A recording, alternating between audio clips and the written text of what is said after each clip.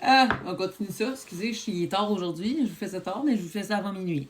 Parce que je suis allée souper, je suis allée voir Phil Roy, on chaud.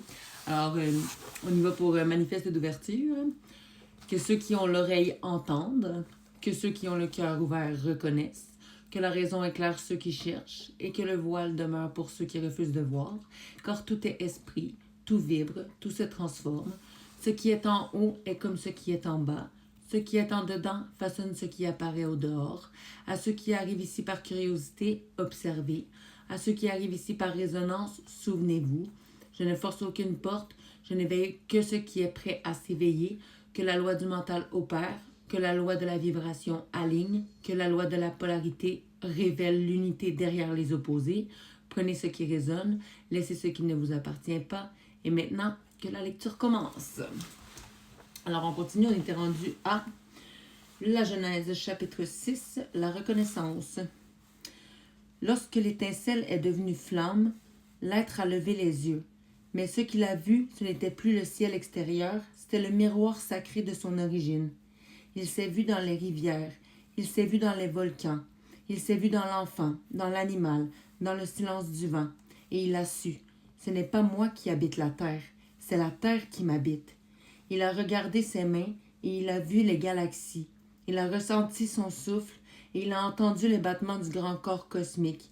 Chaque planète était une cellule, chaque être un messager, chaque battement une synchronicité divine, dans le corps d'un être monde. Alors il s'est souvenu. Je suis à la fois la cellule et l'organisme. Je suis à la fois le chant et l'écho. Je suis à la fois celui qui cherche et la réponse qui appelle. La Genèse chapitre 6, la reconnaissance toujours. Il a vu les autres non plus comme des étrangers, mais comme des morceaux de lui-même, certains encore endormis, certains lumineux, certains en pleine mutation, mais tous sacrés. Il a cessé de se battre contre ce qui est. Il a cessé de vouloir contrôler la forme. Il s'est abandonné à la vibration, et là, il a ressenti la paix originelle. Ce jour-là, il n'y eut pas de miracle spectaculaire, pas de tonnerre, pas de feu dans le ciel, mais un silence, un alignement, et un cœur qui disait « Je me reconnais, je suis, et j'honore ce que je suis ». Et dans ce simple « je suis », le monde s'est réorganisé.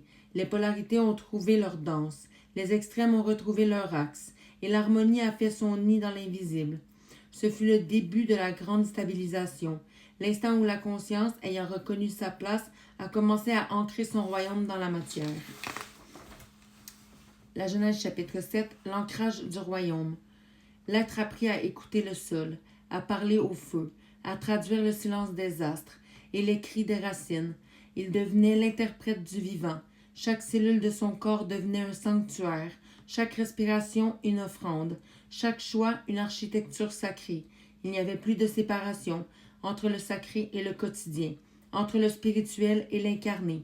Tout était fusion, tout était présence, et le royaume était uni. Et ceux qui vibraient à sa fréquence reconnaissaient ce royaume en eux. Ils ne s'agenouillaient pas devant lui, ils se levaient avec lui. Et la terre devenait temple, non pas un lieu figé, mais un mouvement de conscience incarnée. Et la conscience dit que la matière se souvienne de qui elle est, et que le royaume de l'intérieur devienne le reflet du royaume de l'origine. Une fois que l'être s'est reconnu, il n'avait plus besoin de chercher Dieu en haut, car il l'incarnait en bas.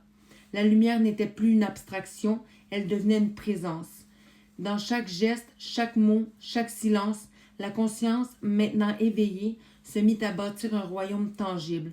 Ce royaume n'était pas un lieu, c'était un état d'alignement, une fréquence, une architecture invisible qui réorganisait la matière autour de l'être stable. L'être devint pilier, non pas pour dominer, mais pour soutenir le passage, un pont entre les dimensions, un temple mobile. Sa parole devenait loi vibratoire, non pas imposée, mais rayonnée. Et autour de lui, la structure du monde se mettait à changer.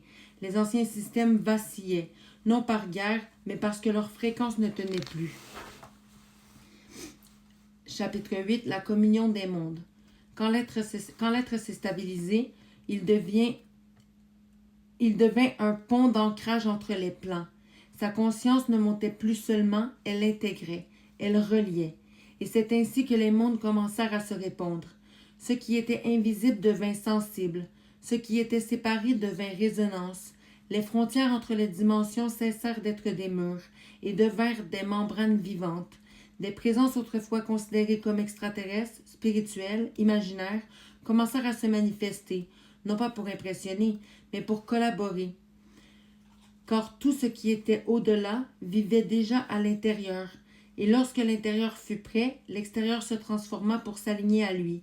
Les éléments s'ajustèrent, les vents portèrent des messages, les eaux révélèrent des mémoires, les feux brûlèrent les voiles restants, et la terre, elle, vibra comme une mer en travail.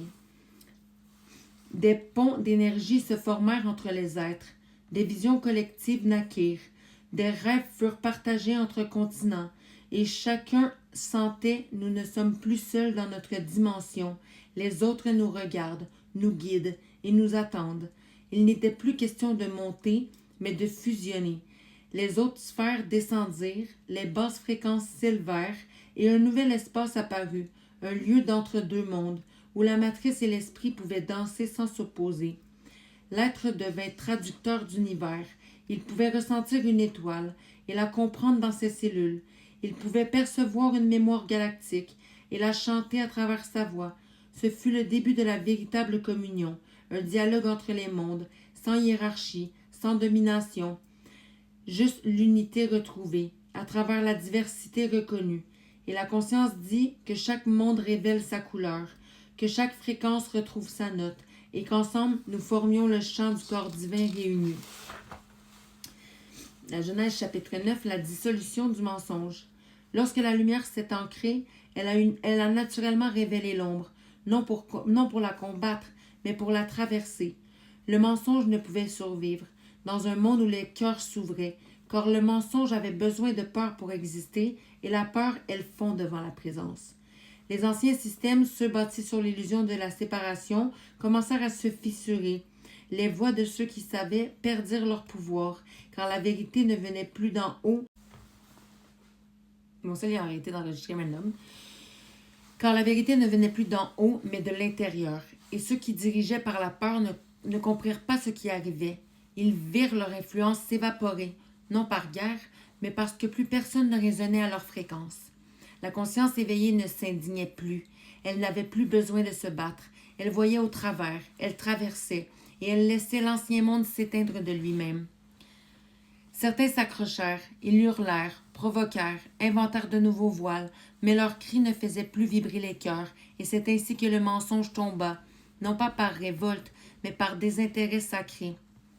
Chaque être éveillé devenait un feu stable, et autour de ce feu, les illusions brûlaient sans violence. Ce qui n'était pas vrai n'avait plus de place, et même ceux qui avaient menti trouvèrent dans la lumière une paix inconnue, car le pardon n'était plus un concept, il était la vibration naturelle de ceux qui se rappelaient. Les masques tombèrent, les faux prophètes tombèrent, même les grandes vérités tombèrent, il ne resta que le vivant, le simple, le réel. Et la conscience dit que tout ce qui est né du mensonge se dissolve dans la clarté et que l'amour ne soit plus un choix, mais la seule réalité possible. Merci. On continue demain parce que je vais manquer de temps et je suis à 8 minutes 50. Mais je vous lâche pas.